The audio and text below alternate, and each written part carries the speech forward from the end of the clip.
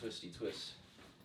Okay, we'll do mostly upper. And I want to, I'll show you, because Matt actually made it a point. Let's do a lot of back today. Okay. One side is definitely flaring more than the other there. Ooh, the left side's not opening. Yeah. Okay. All right, so this is going to be deep tissue day. Marlon is the man of the hour. He likes to hurt me. So you're probably gonna see me grunt, whine, complain, but it's all worth it for healthy tissue. And according to Marlon, I have very healthy tissue. So today, since I have legs tomorrow, I just want him to touch those briefly, just kind of loosen up a bit. But today we'll focus mainly on some back, shoulders and chest for the most part, really dig deep into those. And throughout the video, Marlon will do some explaining points while putting me through terrible pain. You probably got it too tight and you're fighting it, so it doesn't open. So we'll check that out. We'll see if it's activating when we use that. We'll see if it's activating from the back. If it's pulling to the low back, then sure. If it doesn't pull, then it's probably that. Okay. But it shouldn't be too bad. Outside of that, nothing's, hamstring's fine. Yeah. How's that knee? It's actually better, look. Let's go. It's improving. That's crazy. Yeah. Never, you're a specimen when it comes to healing, dude. So, the games begin. Oh boy. Let's bend your knees. Another one. This is the straight one. There you go. All right. Head in the hole. That's what she said. Goal is to open the back. And that's just sort of what we do here week to week is we look at all of Nick's pictures of all of his check-ins. And then we see what we need to improve upon, open up, and then we just kind of go from there. Then we voyage around and see what else we can find. When we work on these big guys, we have to be a little bit mindful, especially now, we're 10, 11 weeks out? A little under 11 weeks, yeah. Yeah, so like 10 and a half. Their body's compressing, they're starting to like slim down, cut down, but then at the same time they're growing. So there's like this middle point where it's like growth versus cut. So things get pretty tight. We don't want to get in the way of that. So we don't want to cause inflammation, but we also want to just improve mobility and movement.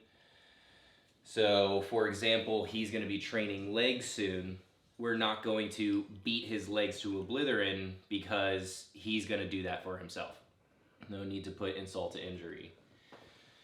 So we're going to be focusing mostly on the back. So then by the time he gets around to his back workout, our work that we've done here has been just fine. So we're starting with back. Right now I'm just checking right side because this is his strong side, his good side. Everything's cool with his check-in photos, so I'm just trying to get a baseline on what's working, how it's feeling. Then we're going to compare it to the left side and see what feels off because his wings aren't opening up, and you can actually see that. Really? Yeah, even just you laying down, nice open, Yeah. and then, yeah, left side's kind of pulled up and in. So it's, I'm guessing it's more this lat. Nice deep gully here, and then it's shallower right in this section. Feel it. Yeah, you feel that? Yeah. So we're gonna ride this ridge line here, see what we can find. Let's get a breath. Exhale. Pretty good, pretty good. Again, breath.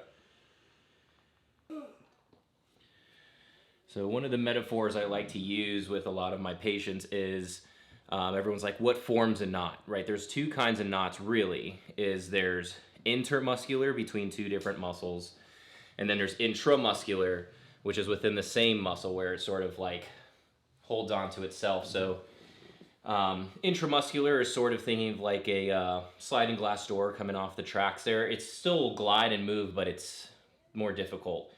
So they kind of bunch up on themselves. The myosin and actin don't twitch within themselves.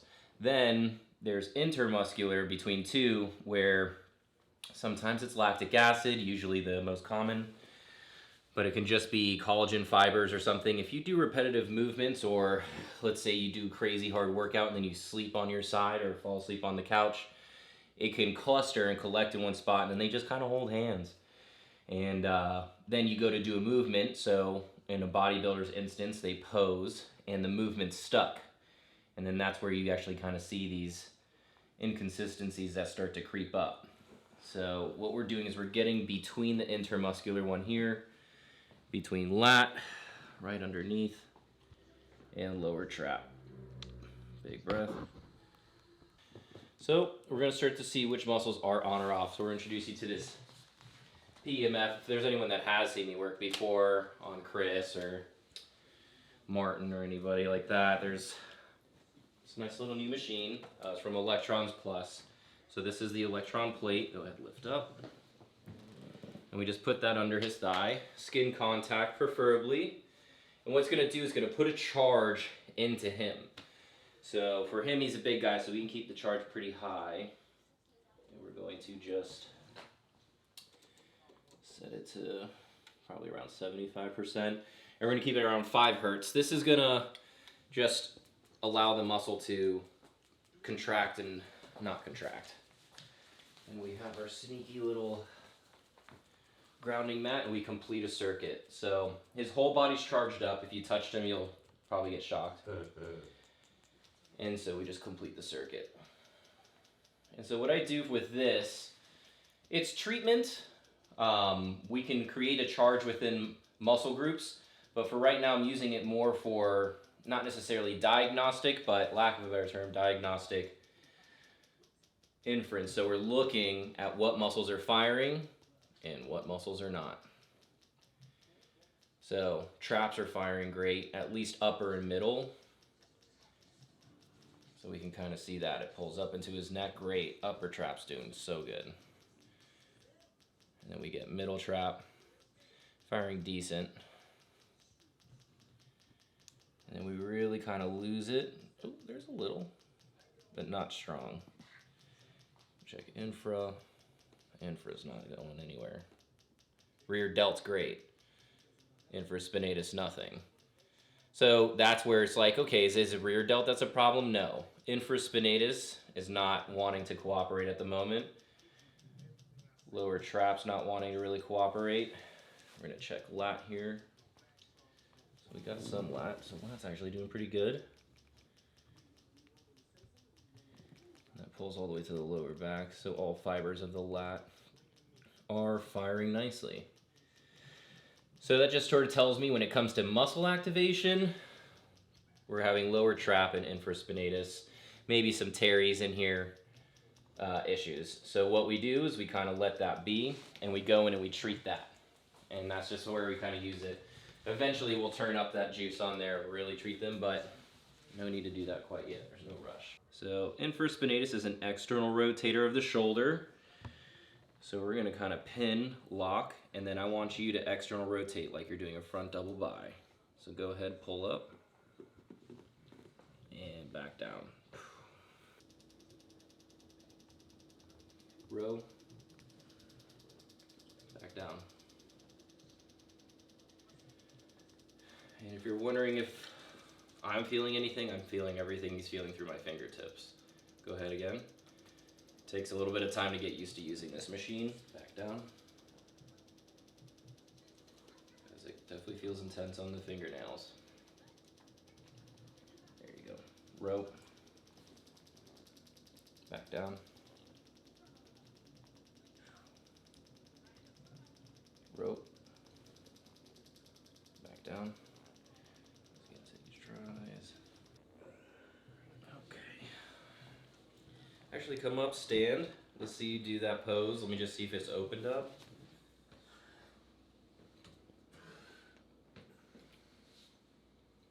Got it there. I need to get this section here. We're gonna have you lay on your side. So lay facing the couch on your side like you're sleeping. Yeah. I feel it. Right. I feel it. There's something going on. So kind of do a lat pull down, elbow towards me. And now reach.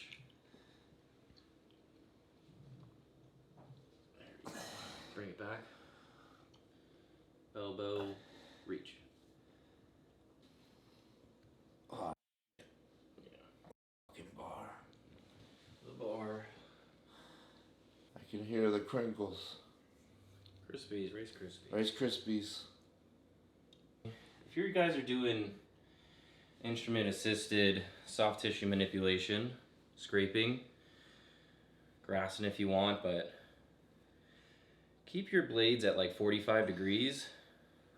I see too many people kind of scraping back and forth like this with flat, you're just digging holes. We're not creating a direction of tissue. So if you ever watch me doing this technique, we're lifting the blade, dropping it, and pulling. And you're sort of doing that, sort of like if you've ever beaten an egg, you gotta do it in a circular motion. We're not just shaking the fork in the bowl, if that makes sense. We're trying to create direction and flow to the collagen fibers. It's just sort of a pet peeve I see all the time. These people say they do this technique. You can do long and slow. I don't mind speed, or you can do short and quick. But I'm still lifting and pulling down. Otherwise, you're just going to start really hurting people like that. So the petechia, or these red blotches you're seeing come up, that's old trapped blood. Broken tissue, all the stuff that they do. We've already kind of done this on him before, so really we're just getting increased blood flow, but this is the line that's creating the Rice Krispies. You can feel that. Feels sensational. That's wonderful. But we want to get that stuff out. Because if that's in there, he can't grow new tissue in that space. That's how physics works. So if we can get the damaged tissue, the junk out, take the trash out, the body can refill and give it the good stuff. Elbow down, lat pull, reach. There we go.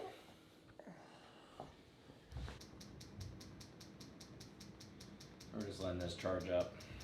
Figure your muscles like cell phone batteries. Like they'll have a percentage they'll run. But these guys are using it, less salt, more water, this, that. So sometimes they'll just say the charge just kind of decreases. So I'll just kind of sit on a group, let that charge increase, and it'll gradually get up. And then it'll start to get really fully active. We'll go to the legs here. And you'll definitely get to see it on the legs because their muscles are so big on the legs that you really get to see the effect more grand. But we're just making sure this is firing. Lift, bend. Right there. Grab your forearm with that one. Then we're gonna hold. Let that leg come off. Trust it. There it goes, easy. Oh. Good. Face up. That was just leverage. Alright. Let's let that be for a sec. Let's we did that one. Let's do this lat. And then we'll go to your legs. And I think Matt will be happy, yes? Yeah. I'm gonna make Matt happy. Thrilled. Okay.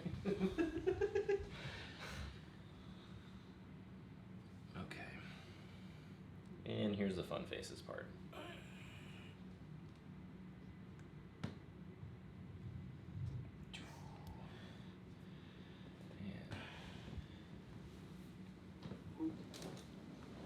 And neck. And then let that all kind of relax and go. Oh.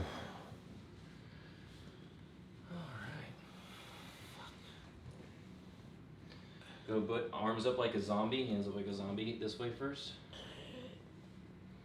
We're holding his lats and fall back. Nope. Oh. There you go. So this lat's pretty open. You can see this one's still kind of holding on.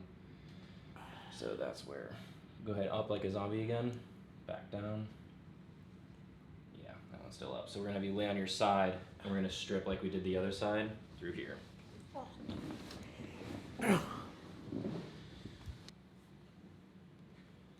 Bring it back.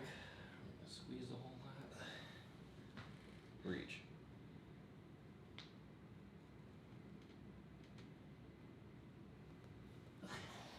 Again. I know you love it. There. Oh.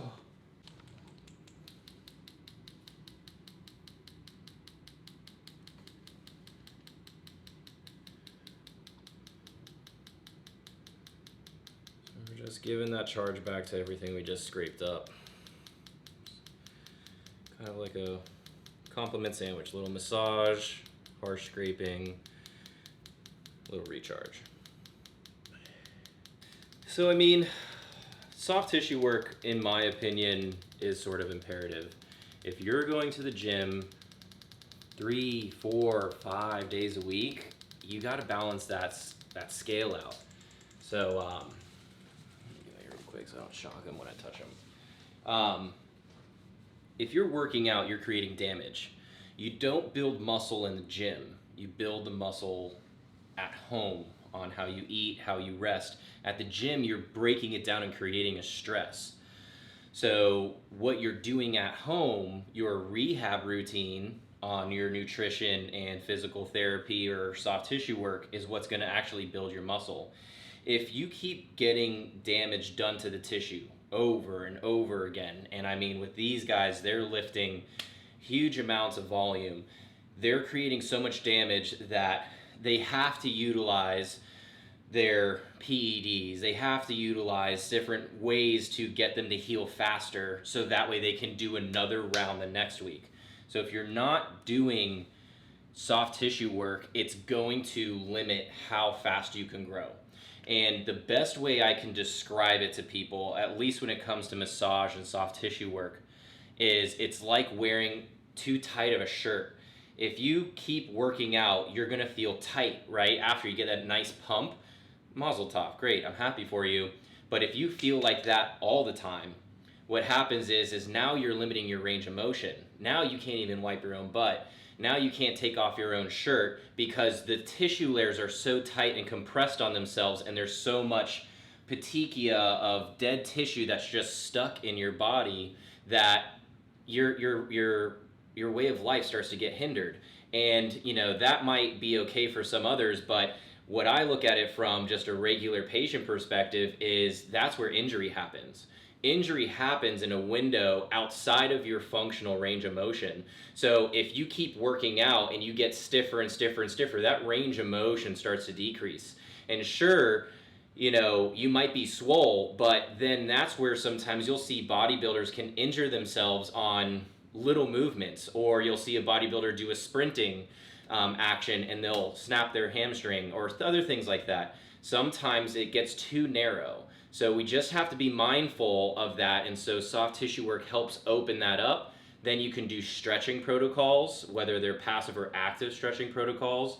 And then on top of that, you can do yoga, you can do contrast therapy, where you're cycling off of hot and cold therapies, whether that's a sauna or whatever, pick your game, I really don't care.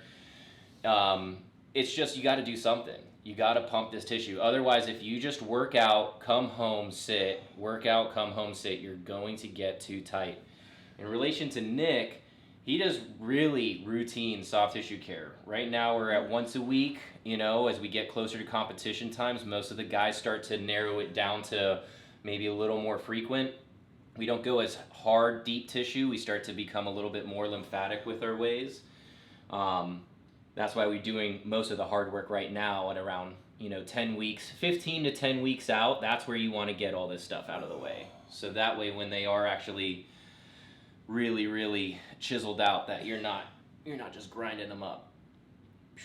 So it's important. If you're not getting soft tissue work, I don't know what you're doing. You got to do something. I don't care if it's a foam roller or a lacrosse ball at home. You got to do something, and you'll feel the difference.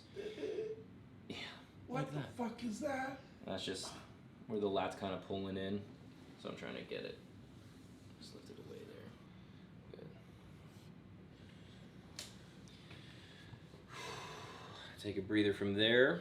We'll go into your legs, give that upper body a break. So kind of like getting a tattoo.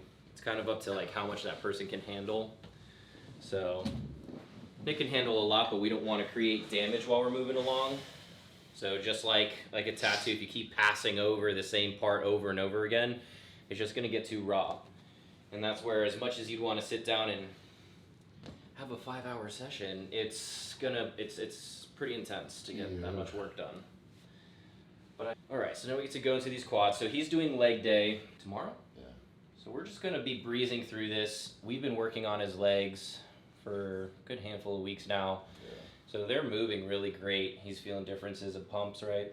Yeah. So what we're just going to do is kind of glide through, make sure any little things that we find are gone, and then we'll recharge him. But you're going to get to see why they call him the Mutant with the pump he gets after even just a little bit of soft tissue work in the legs, because the vascularity comes in. Because right now it's nice and smooth, you know, for all the vascularity he's known for. It's not really there when he's chilling. And then we're gonna start to create a pump. But we don't want to press too hard. And again, we need him to be good. Breath. On this exhale, press your ankle down. Good. Nice. Relax. Bring it back. Breath again. On the exhale, press the knee down. There we go. Now press the ankle. And then fully relax it.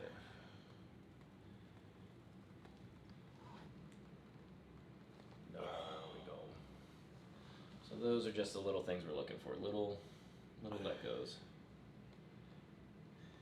Breath. Feed it. Exhale. Good. Again.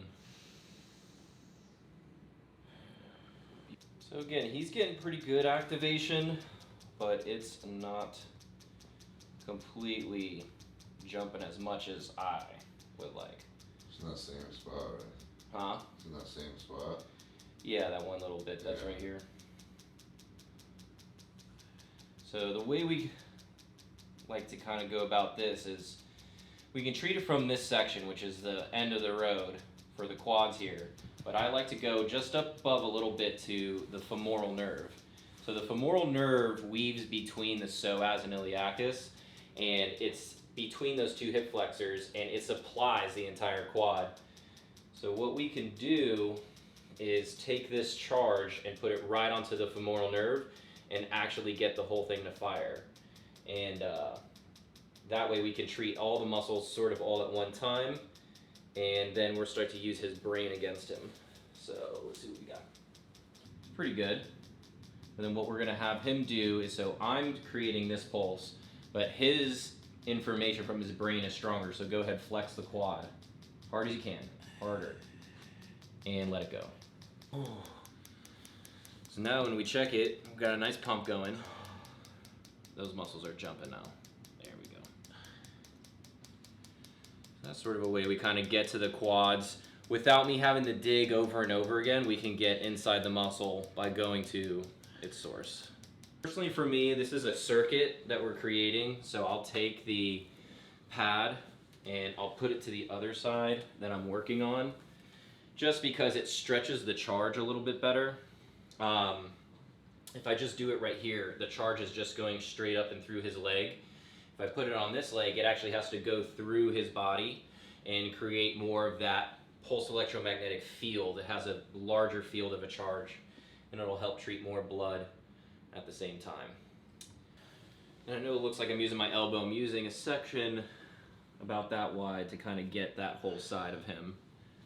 We're not going extremely deep. We can if we want to, but again, he's got legs tomorrow, so we're just being wide with the contact point. All right, let's have a come up. Let's see what your quads look like, and then we'll go into hamstrings, see how much time we got. Because we definitely want to hit the hammies just bad. No. So we can do, we can go into like chest and shoulders, or do you want me to touch into the hammies?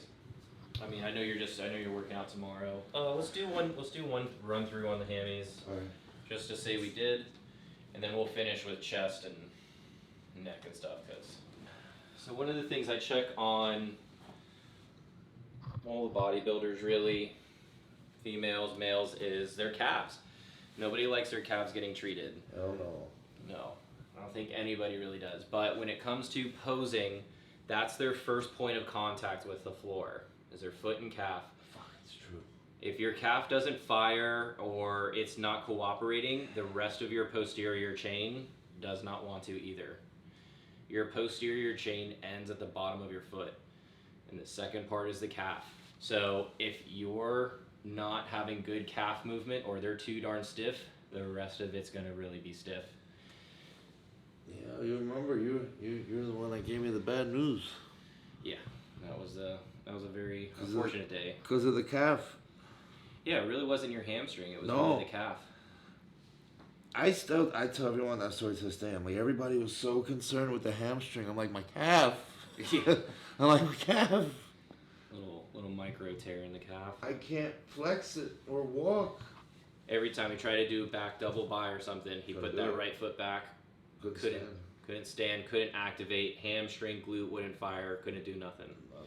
So if the calf goes, That's it. so as silly as it seems, always just make sure your calves are happy. They don't have to be big, but they just have to be very flexible.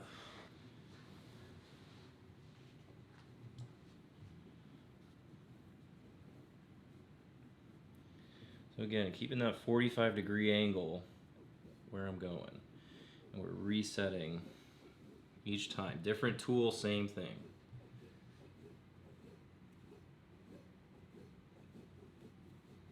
Not digging holes in the guy. Don't do that to your athletes if you're a practitioner. That's not nice. It's not nice. Not nice, guys.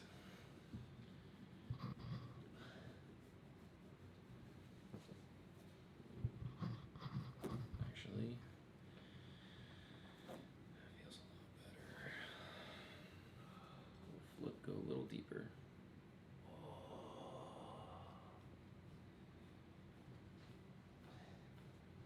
I don't know if you can hear that. Oh, I hear it. I can feel it too. Golly. Oh. Alrighty. Do you want to do that salt treatment on these bruises, or Oh, you think it's needed? not necessarily, but I think they're going away pretty good. It's a lot better than what it was last week, that's for sure. You know what it is your bruises move. So like the initial injury, like by the time that's healed, like the bruise is somewhere else. Yeah, the bruise just makes its way. Like that's what happened with the hamstring. Your hamstring was bad for a couple days, and then it was like all in your foot. It was there. Oh my god, yeah. My foot was bruised for like a month. And nothing to do with the foot, but it's just It just pulled out. traveled. Oh.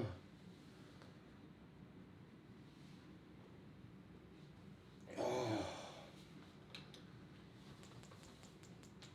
The calf was bad though, man. Even that was still hard to walk for a while. Calves are a difficult one. That's just I don't even know really how you did that the same way. Just kind of falling on it. Yeah, I mean, when I was doing hanging leg raises, I favored it this leg, obviously. Oh, that's right. You And I switched. came and I slipped and it went pop. I was like, oh, you got to be shitting me.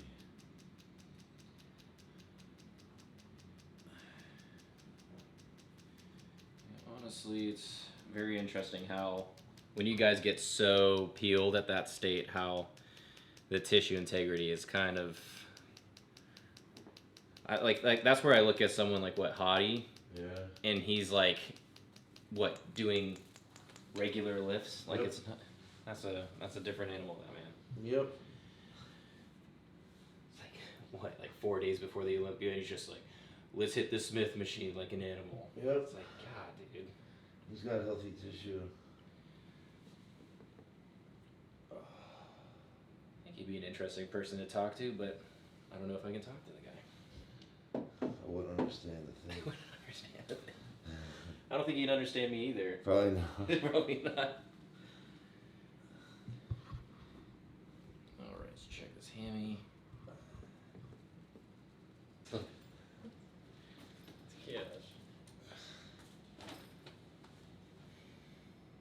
Is that a thing? Does it work? You can do butcher bomb. I don't know fucking butcher bomb, bro. I don't want to see another fucking thing of butcher bomb. You can get BPC in there at the same time. Oh, I know. That's true too. Honestly, I'm gonna start using it in my office. Oh, I'm not thinking, but I'm thinking. Biofreeze? No, for the hamstring when I use the tiger bomb or whatever it was. Oh. You remember that shit? Tiger bomb's rough. Not butcher bomb. Not Not butcher butcher bomb. I meant tiger bomb. I use probably, I don't even know, man, like 20 of those tiger bomb things. Forget it. You You must be sick of that smell. every time the smell wore off, I was like, oh, gotta reload. Oh gosh. I was like, it's done, I gotta reload. Let's see here. Oh. Okay. So we're gonna do, go ahead and look to the right for me. There we go. So this is a little birdie. Just kind of pulling it away real quick from the sternum.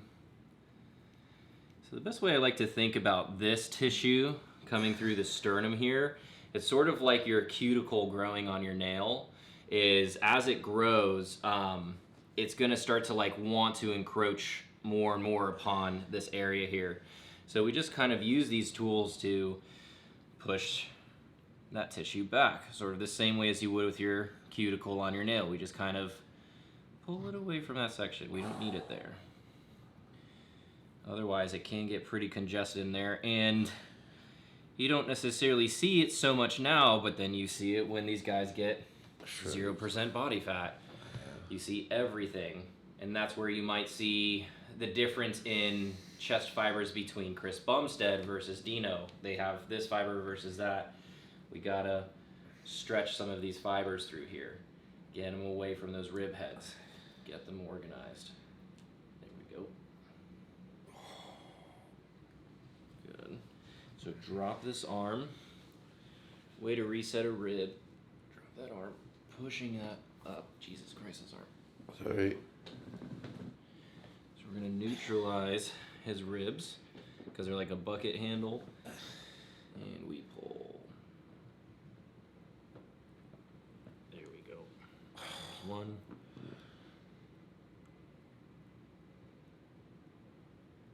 Breath, breath, breath.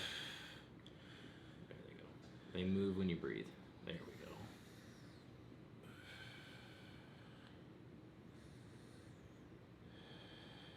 There's another. Down. Let's check. Not so bad. A little there. Silky smooth. Silky smooth.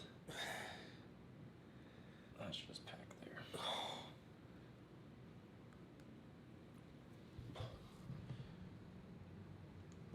Oh. So we can see right here, that one that pulls to where his trouble issue is. The rest of them don't really do that. But right there, that's the one we're looking for. And so if you were to shred out and then flex, that's where you'd see some standout lines versus the rest kind of fall in line. So even though that's sort of the top portion of the pec, we can still smooth that out a bit. There we go. And then we start to pull it apart. A little more, I got you. Roll it left. Okay, good. Come on up. We'll get this here. And let's check your range of motion. Oh. Woo.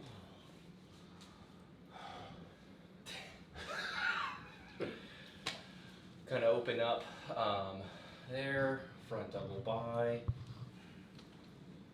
Looks pretty, I think that side's starting to look better than the other side now, actually. Do a lat spread.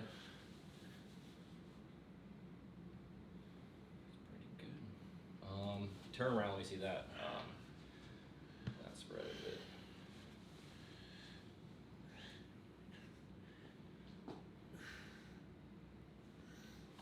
Yeah. I mean, significantly better. I would just say kind of sleep on it, but do a check-in pick with Matt with the same lighting, and then we'll see what he has to say. Yeah. But other than that, that's what we do.